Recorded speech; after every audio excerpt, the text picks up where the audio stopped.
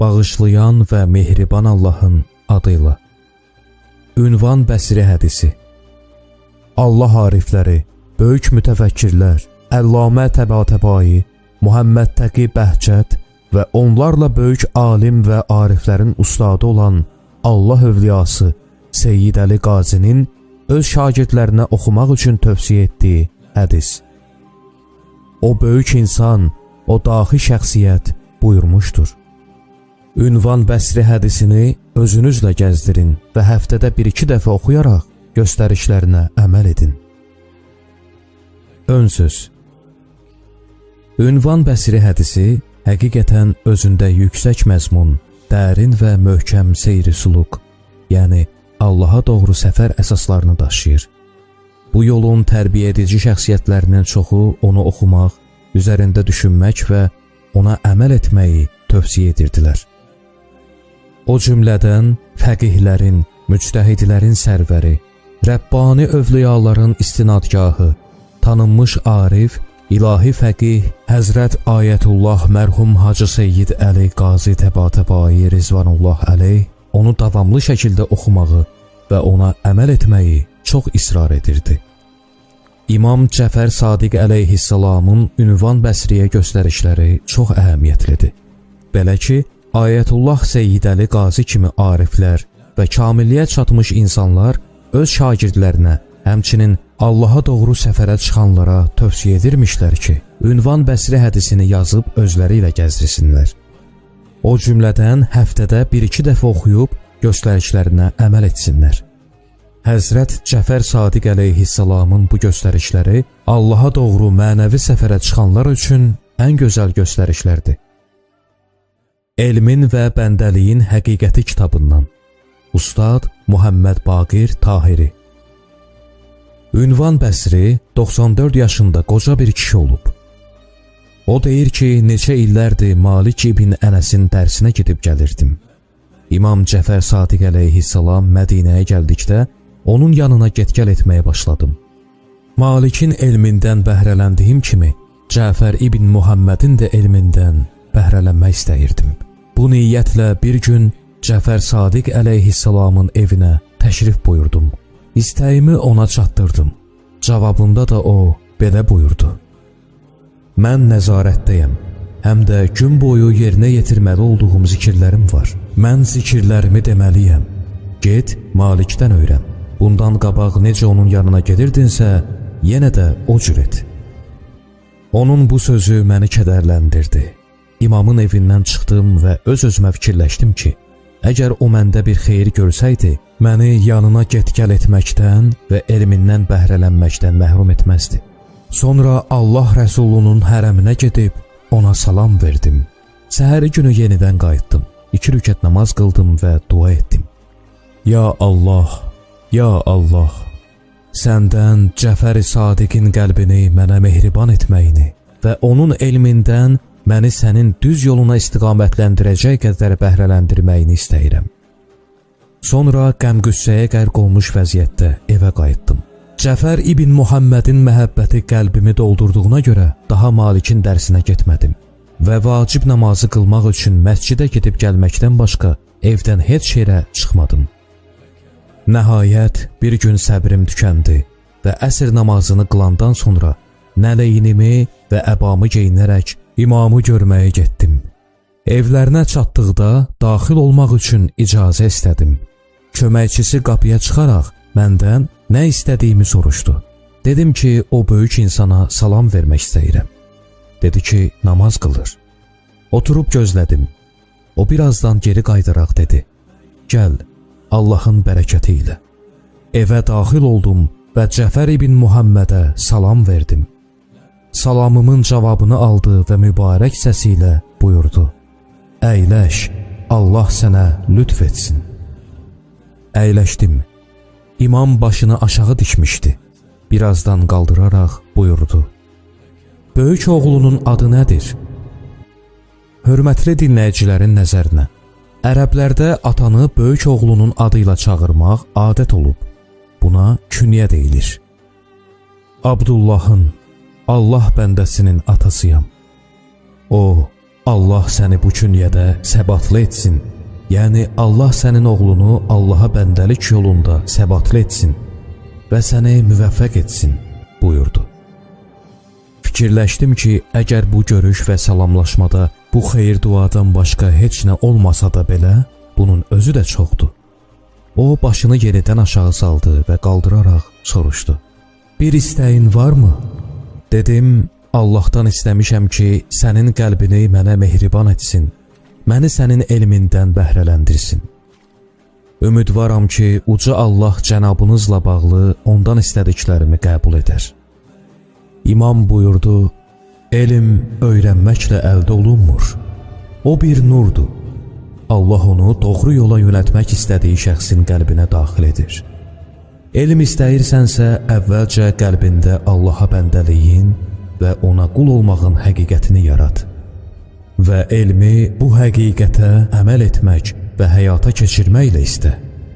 Eyni zamanda Allahdan da dərk etməyi dilə ki, sənə başa salsın. Dedim, ey şərafətli insan. İmam buyurdu, mənə Əba Əbdillah de. Dedim, ya Əba Əbdillah, Allaha bəndəliyin və ona qul olmağın həqiqəti nədir? Buyurdu, 3 şeydir. Birincisi, Allahın qulu heç vaxt özünü Allahın ona verdiyi şeylərin sahibi bilməməlidir.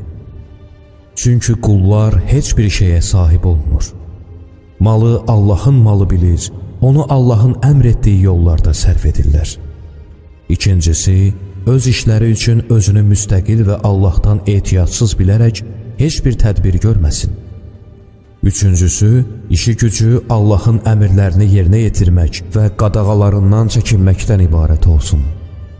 Əgər Allahın qulu özünü Allah Taala'nın ona verdiyi mal-mülkün sahibi bilməsə, öz mal-mülkünü Allahın əmr etdiyi işlərdə istifadə etmək bəndəyə asan olacaq.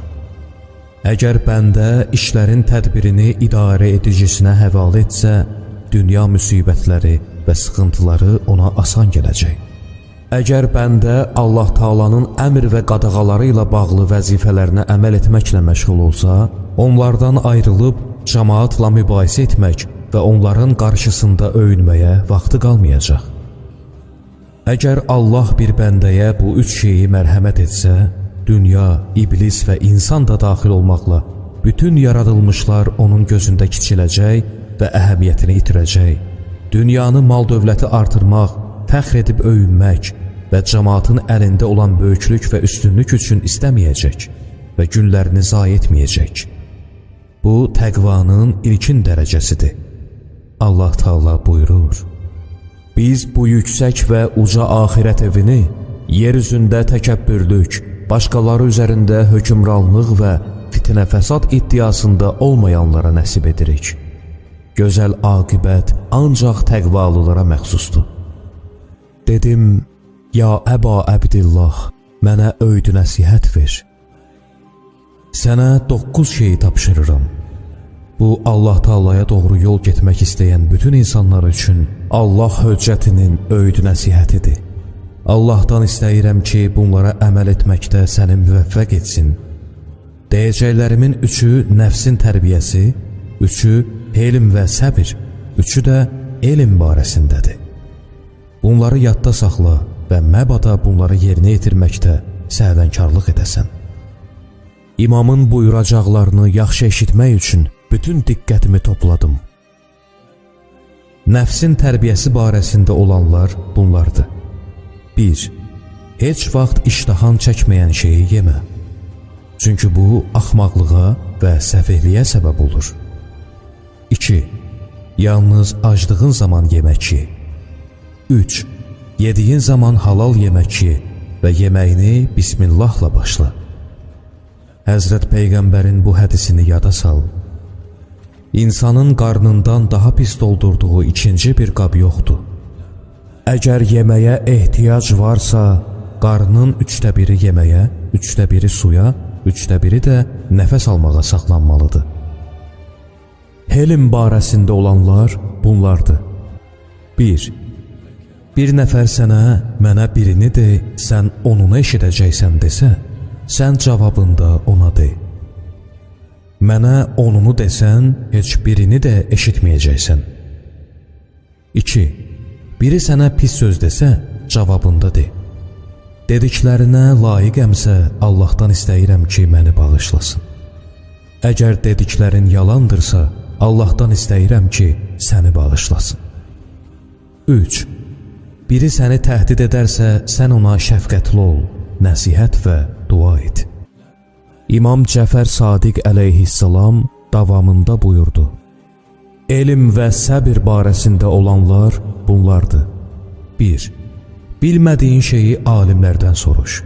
Amma ehtiyatlı ol ki, onları sınamaq və onlara əziyyət vermək məqsədi ilə sual verməyəsən. 2. Məbada öz şəxsi rəyinlə nəyəsə əməl edəsən. Mümkün olduğu qədər ehtiyat et. 3. Yırtıcı şirdən qaçdığın kimi fətva verməkdən qaç. Öz boynunu cəmaata körpü etmə. Sonda İmam Cəfər Sadiq əleyhissalam mənə xitab edərək buyurdu: Ya Əba Əbdillah, sənə öyüd nəsihət verdim. Artıq gedə bilərsən. İndi isə zikr və ibadət etməliyəm. Çünki mən öz nəfsimə səxavətli ola bilmərəm. Doğru yola tabi olanlara salam olsun. İlahi Pərverdigara, səni and veririk izzət və cəlalına, İmam Sadiq əleyhissalamın buyurduğu göstərişlərə əməl etməyi bizlərə də nəsib elə inşallah. Allahım, sənə bəndəçilik etmək saadətindən bizi məhrum etmə. 124 min peyğəmbərə, 14 məsuma, cəmi şəhidlərə, Kərbəla şəhidlərinə və vətən şəhidlərinə, dünyasını dəyişən alim və müctəhidlərə, seyyidlərə, ariflərə, dünyasını dəyişən bivaris və bədvaris mömin və möminələrə və eləcə də öz ölənlərimizə salavat deyək.